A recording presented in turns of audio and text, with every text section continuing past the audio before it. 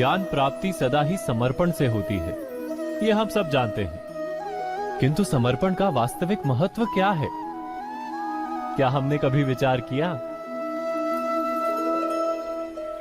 मनुष्य का मन सदा ही ज्ञान प्राप्ति में विभिन्न बाधाओं को उत्पन्न करता है। कभी किसी अन्य विद्यार्थी से ईर्ष्या हो जाती है, कभी पढ़ाए हुए पाठों पर संदेह जन्मता है और कभी गुरु द्वारा दिया गया दंड मन को अहंकार से भर देता है।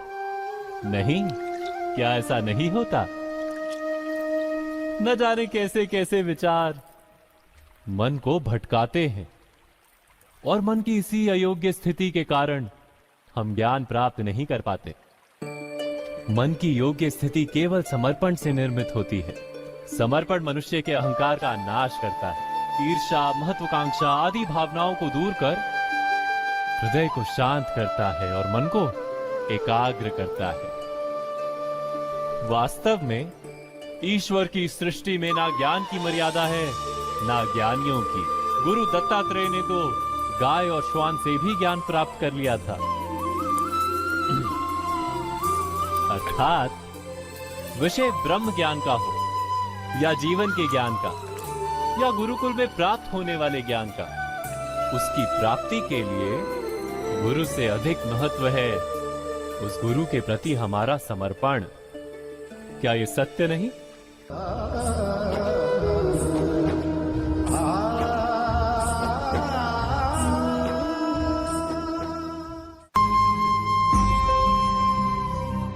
प्रत्येक मनुष्य के जीवन में ऐसा क्षण अवश्य आता है जब सारे स्वप्न, सारी आशाएं, सारे दृश्य ध्वस्त हो जाते हैं। जीवन के सारे आयोजन ही बिखर जाते हैं।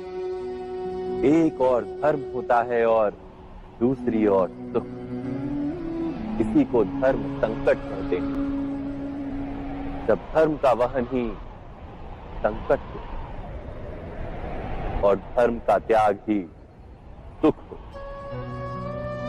विचार कीजिए, कभी किसी स्वजन के विरुद्ध सत्य बोलने का अवसर प्राप्त हो जाता है, कभी ठीक दरिद्रता के समय सरलता से चोरी करने का मार्ग प्राप्त हो जाता है, कभी किसी शक्तिशाली राजनेता या राजा के कर्मचारी का अधर्म प्रकट हो जाता है। सबके जीवन में ऐसी घटना बनती ही रहती है। अधिकतर लोग ऐसे किसी क्षण को धर्म संकट के रूप में जान ही नहीं पाते। हमें किसी प्रकार के संघर्ष का अनुभव ही नहीं होता। सहजता से सुख की ओर खींचे चले जाते हैं, जैसे मक्खी गुड़ की ओर खींची चली जाती।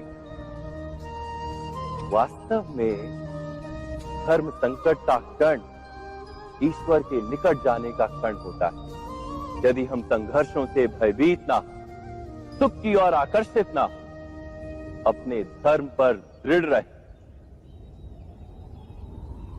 तो ईश्वर का साक्षात्कार दूर नहीं।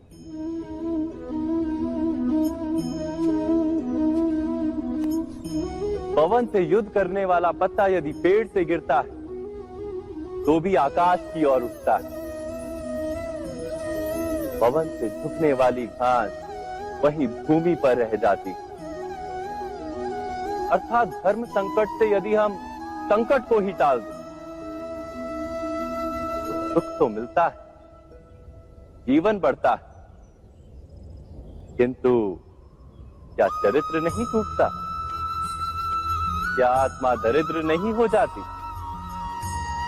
क्या ईश्वर से अंतर नहीं हो जाता?